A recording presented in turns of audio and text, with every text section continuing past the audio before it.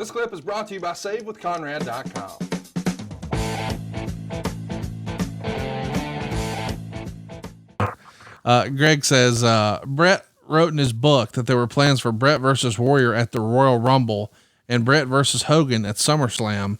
Are any of those statements true? We've talked about Bret and Hogan, but we didn't talk about Bret and Warrior. That is worth mentioning. Let's back up to the Royal Rumble 1993. We're on the heels of Survivor Series 92. We're on the way there. Warrior gets himself in trouble. He's out of the main event. He's out of the company. And instead, Mr. Perfect comes out to replace him. So now, in theory, we need a new challenger, if that was ever the plan. Was it ever the plan? Bret and Warrior, Rumble 93. Not that I ever remember, no. Chris says, during commentary of WrestleMania 9, it was mentioned that there was a kayfabe incident between Lex and Bret the day before the event. Was a feud between the two considered? Do you think Bret could have given Lex great matches, and why didn't the feud happen? So during the commentary, somebody said there was a kayfabe incident between Lex and Bret? Well, they didn't say kayfabe, but they did say there was an incident at our press event or earlier in the day or earlier this weekend. It was alluded to multiple times during the Narcissist match and promos with Lex and things like that. That was probably just to build the anticipation of a possible Bret versus Luger one-on-one. Nothing more, nothing less. I'm with you on that, but it didn't happen when he's Narcissist. We know that eventually we were going to see some different stuff, but who got cold feet on that is the question. Is that around the time that Vince starts to think better of a better use of Lex? Because no, that was a one day. All that was a 1 day thing talking about what could happen later on tonight, possibly, but not if you're saying was that to allude to a future program. No, that was that night to create interest and to be talking about, oh, hey, this could happen. Oh, they think, well, goddamn, we're going to see Lex and Bret tonight. Will Blackwell says, what wrestler today in any organization would you compare to Bret in regards to his technical in-ring skills, as well as his ability to tell stories inside the ring? Is there a modern comparison to Bret? I mean, there's probably a few. Off the top of my head, I can't think of any, but yeah, there are probably a few. Daniel Bryan, maybe? I think that Daniel Bryan would be a great example. I mean, I just freestyled that one, but I think Daniel would be an excellent example. Last one, then we'll wrap this one up. Matthew Klein wants to know, was there ever thought to turning Bret heel in 93 to work with Lex and give him a string of star making matches? I sort of asked about him as the Canadian hero version of the heel, but would Bret as a heel have worked at all? I don't think it we tried it before.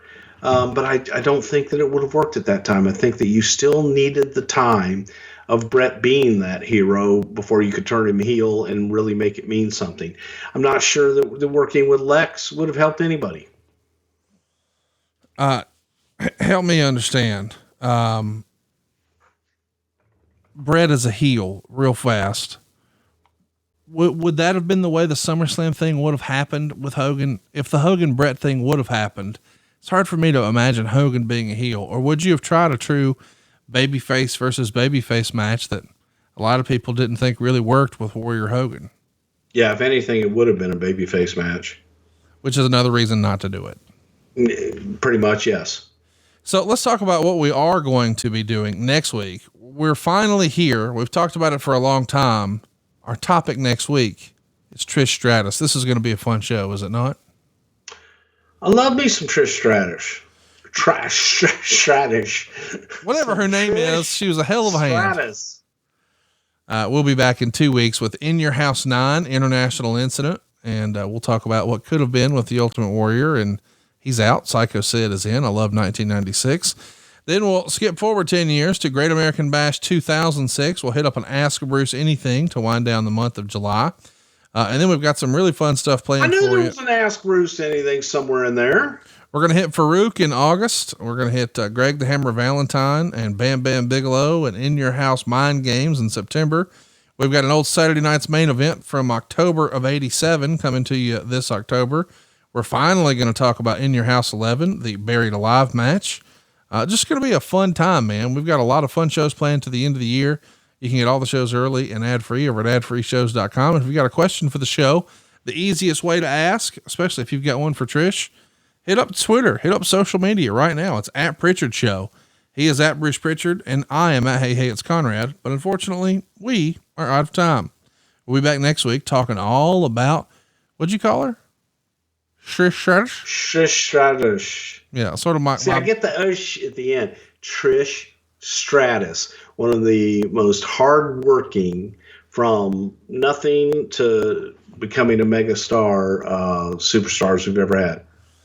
I'm pumped to talk about her. We haven't done a lot of lady profiles, and I'm looking forward to this one. We'll see you next week right here on Something to Wrestle with Bruce Prichard. That's me. Is that other guy? Well, I mean, what's the deal with him? He was in your house.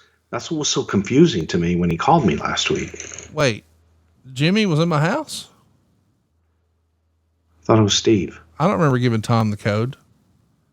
Did you give Billy the gate code? Billy didn't have the gate code. No, Rodriguez. Oh no. He's only here on Wednesdays with Silva. Gotcha. All right. Well, tell Ben it was really nice working with him. I'll be sure to let Philip know, man. And I'll let him know to be ready to talk to you next week about Trish Stratus. Rock on! Hey, it's Conrad Thompson. Thanks for checking out the podcast here on YouTube.